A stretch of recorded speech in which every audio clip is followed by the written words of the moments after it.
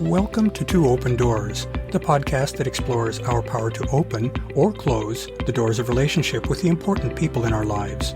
We hope you'll learn from and share your wisdom with our community. Thanks for joining us.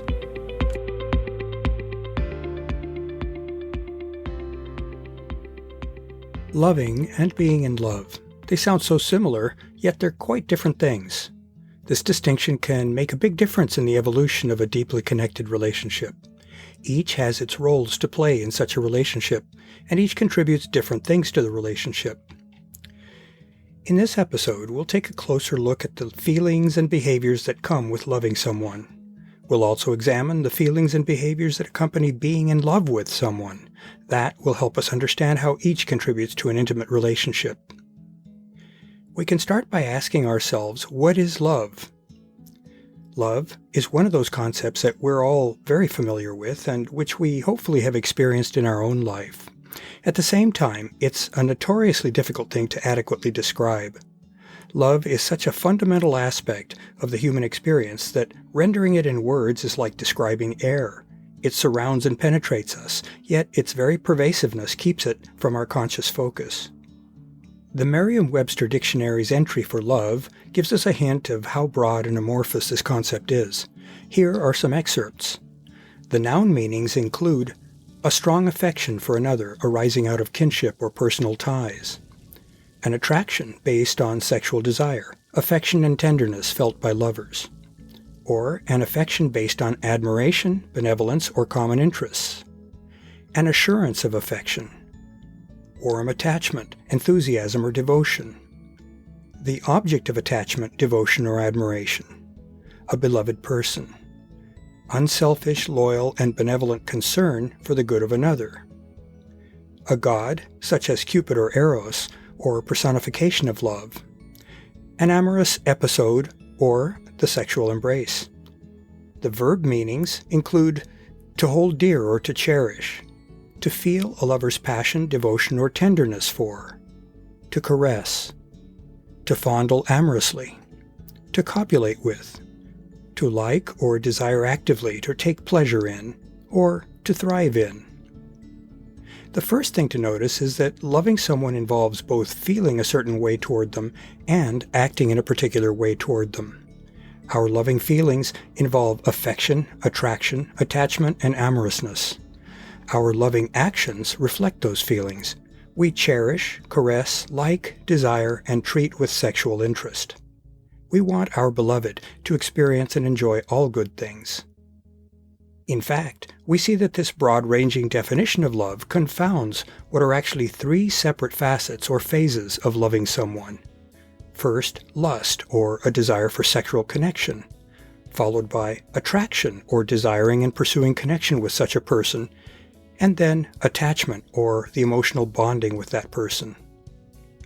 Here, we won't focus on the first of these, lust. Instead, we'll look at how the terms loving someone and being in love with someone relate to attraction and attachment. Let's start with being in love. The state of being in love is a response to our feeling lust, that is, sexual desire or libido for someone. In terms of neurochemistry, in that state, our feelings and actions are largely motivated by an increase in the hormone dopamine, which mediates reward, and norepinephrine, which increases energy and arousal, and by a decrease in serotonin, which can promote compulsive behavior. When we're in love, we are literally out of our normal mind. We feel a giddy high, we fixate on our partner, our powers of discrimination are blunted, we tend to idealize our partner, and we can become so excited and energized that sleeping and eating decline in importance for us. Being in love is an altered state of mind. Being in love with someone moves us to want to experience that person deeply and frequently. That includes sharing sensual and sexual experiences, which, as we'll see, has consequences. Through our immersion in getting to know our partner, we gather experiences which can be both good and pleasurable, which is reinforcing, or bad and unenjoyable, which tend to be deterring. In this way, over time, we can either be drawn closer to our partner or we can find ourselves driven away.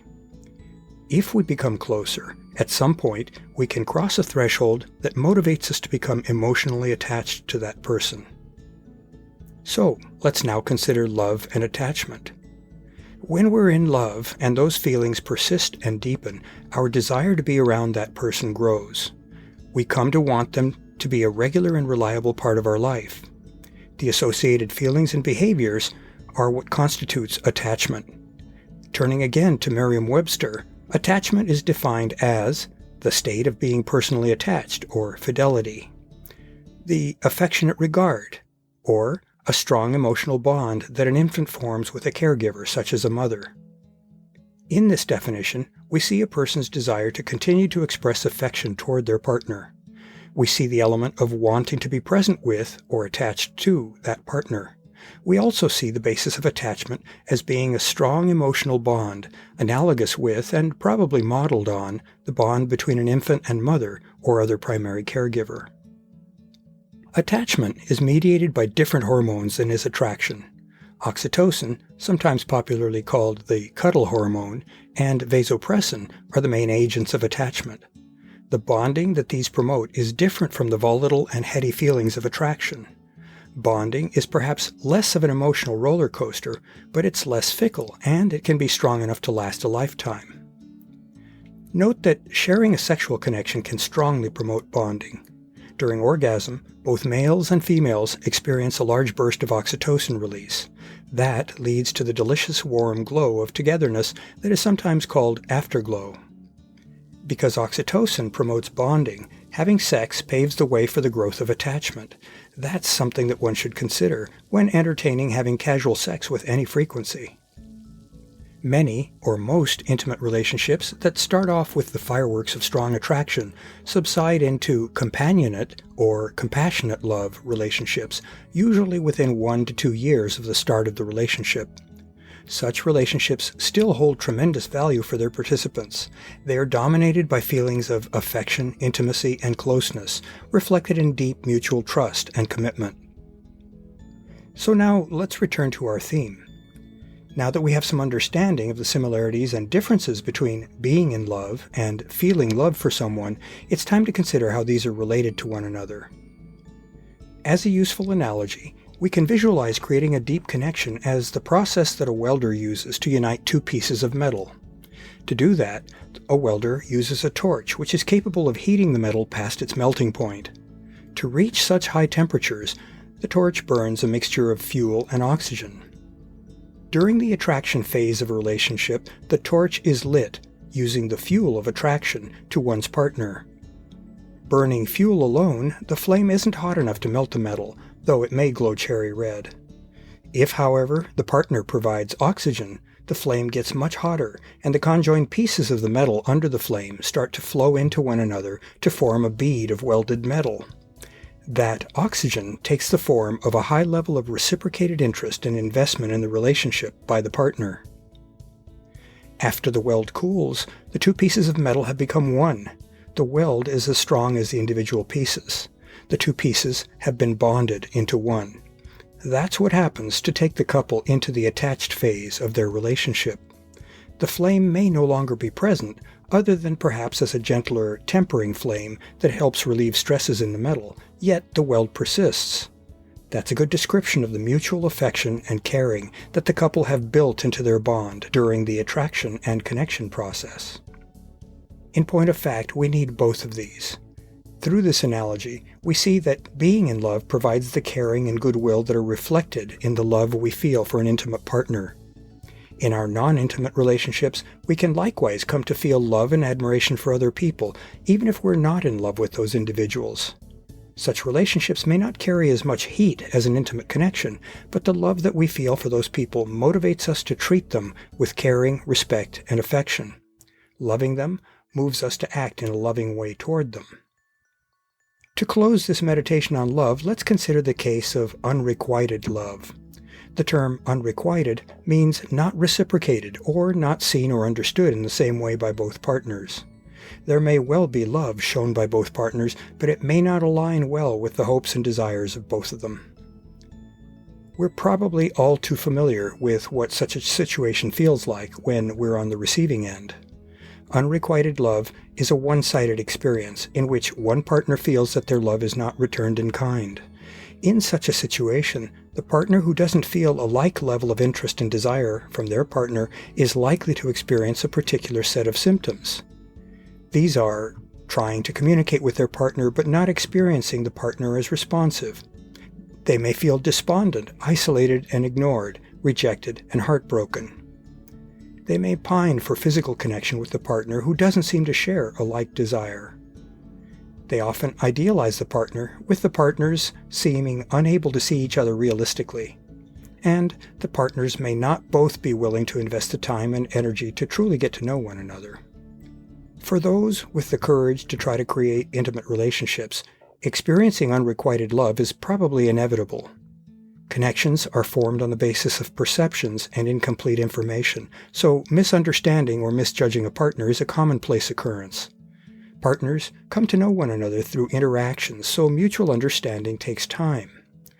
Relationships that deeply satisfy both partners are a precious and infrequent thing, but they're so worth striving for. Recovering from the disappointment of unrequited love takes time. One must grieve what is truly a loss. Staying busy and enjoying the company of friends can discourage wallowing in the pain of loss. On the positive side of the ledger, such an experience provides a great opportunity to get to know oneself better. It provides a natural time to re-examine one's goals, interests, preferences, and personal dynamics, such as the attachment style that has been the subject of several previous episodes. After some psychic healing, this improved self-knowledge can contribute greatly to making the next relationship a better personal fit with an increased chance of lasting, and that is certainly worth striving for. To learn more about Two Open Doors and to engage with our community, I'd like to invite you to visit the Two Open Doors website and blog at twoopendoors.com, the Two Open Doors private Facebook group, and the Two Open Doors meetup group. I also invite you to contact me directly by writing to me at Claude, C-L-A-U-D-E, at twoopendoors.com. I'd love to hear from you, and I'll use your inputs to guide my work on future blog posts and podcast episodes. Thanks for visiting Two Open Doors.